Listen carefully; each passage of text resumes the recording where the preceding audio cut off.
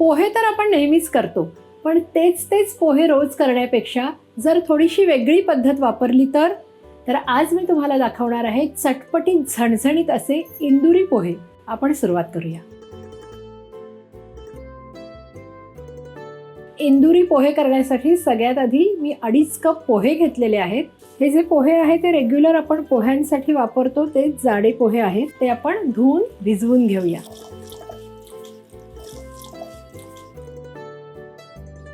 आता हे सगळं पाणी आपण काढून घेऊया आणि हे पोहे जे आहेत हे चाळणीवर निथळत ठेवूया. थोडा वेळ हे पोहे भिजू द्यायचे आहेत, अगदी 5 मिनिटं. हे बघू शकता पोहे असे छान भिजलेले आहेत, पण ते तुटलेले सुद्धा नाही आहेत, असे छान सॉफ्ट झाले आहेत. ते हे एका बोलमध्ये आपण काढून घेऊया. आता ह्याच्यात अर्धा टीस्पून एवढी हळद घालायची आहे. त्यानंतर 2 टीस्पून साखर घालूया. चवीप्रमाणे मीठ घालायचे.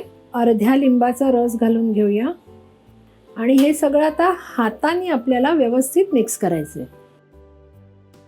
व्यवस्थित असं मिक्स झालेलं आहे.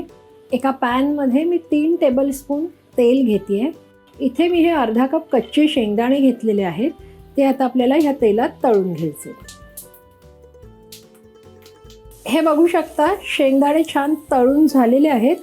आता आपण ते काढून घेऊया. आता हे जे तेल उरलंय त्याच्यात आपण फोडणी तयार करणार आहोत. 1 टीस्पून राई घेतलेली आहे. 3 हिरव्या मिरच्या घेतलेल्या आहेत. आता इथे कढीपत्त्याची 15-20 पानं मी हाताने तोडून घेतलेली आहेत. 1 टीस्पून बडीशूप घालते, पण बडीशूप घालायला मात्र विसरायचं नाही. त्यानंतर 1 टीस्पून जिरं आणि अर्धा टीस्पून हिंग.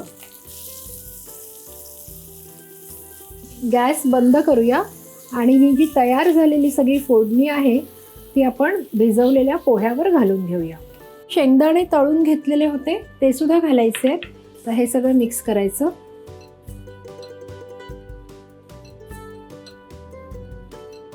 पोह्याला फोडणी घालून झालेली आहे. आता इंदुरी पोह्याची स्पेशालिटी म्हणजे हे पोहे वाफेवर शिजवतात. तर आता आपण ह्या पोह्याला एक वाफ घ्यायची. कशी ती मी दाखवते. इथे एका भांड्यात मी पाणी घेतलेलं आहे आणि त्याच्यावर हे पोहे आपण वाफवून घेणार आहोत. गॅस ऑन करते. एकीकडे पाण्याला उकळी येते. तोपर्यंत आपण हे जे पोहे भिजवून घेतलेले होते ते एका जाळीच्या टोपलीमध्ये काढून घेऊया. पाण्याला उकळी आलेली आहे. ती टोपली आपण ह्याच्यात ठेवूया. वरती आपल्याला झाकण ठेवायचं आहे आणि या पोह्यांना अशी मस्त दणदणीत वाफ येऊ द्यायची.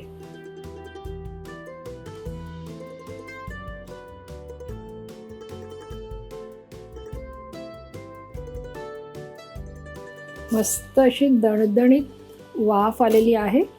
आता आपण हे गरमागरम सर्व करूया. सर्व करताना ह्याच्यावर आपण घालणार आहोत इंदुरी पोह्यांचं खास वैशिष्ट्य म्हणजे जिरावन मसाला.